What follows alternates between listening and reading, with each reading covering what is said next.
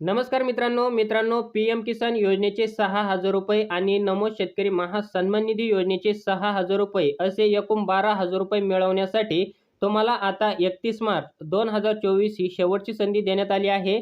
जर मित्रांनो तुमचे यामागील काही हप्ते पेंडिंग राहिलेले असेल, नमो शेतकरी महासन्मान निधी योजनेचे असेल किंवा पीएम किसान योजनेचे असेल, तर तुम्हाला ते हप्ते जर मिळवायचे असेल तर तुम्ही 31 मार्च 2024 पर्यंत हे हप्ते मिळवू शकता।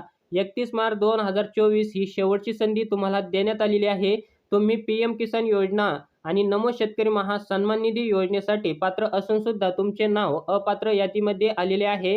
तुम्हाला जर यामागील पीएम किसान योजनेचे आणि नमो शेतकरी महासन्मान निधी योजनेचे सर्व हप्ते मिळवायचे असेल, त्याचबरोबर यापुढे मिळणारे सर्व हप्ते जर या मिळवायचे असेल, तर तुम्हाला तुमची ई-केवायसी करणं ही बंधनकारक आहे। ही ई-केवायसी तुम्ही तुमच्या मोबाईलवरून पीएम किसान योजनेच्या साईटवरती जाऊन सुद्धा तुम्ही ही ई-केवायसी करू शकता।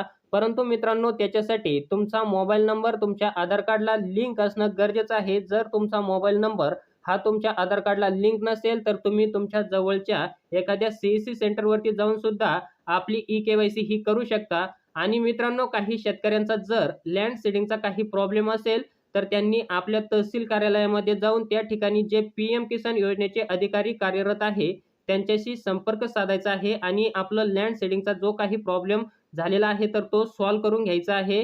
त्यानंतर मित्रांनो ज्या शेतकऱ्यांचं बँक अकाउंट एन-पी-सी-आयला लिंक नाही, अशा शेतकऱ्यांनी आपल्या बँकेमध्ये जाऊन त्या ठिकाणी आपलं बँक अकाउंट हे एन-पी-सी-आयला लिंक करून घ्यायचं आहे। ही सर्व प्रोसेस आपल्याला 31 मार्च 2024 पर्यंत करायची आहे।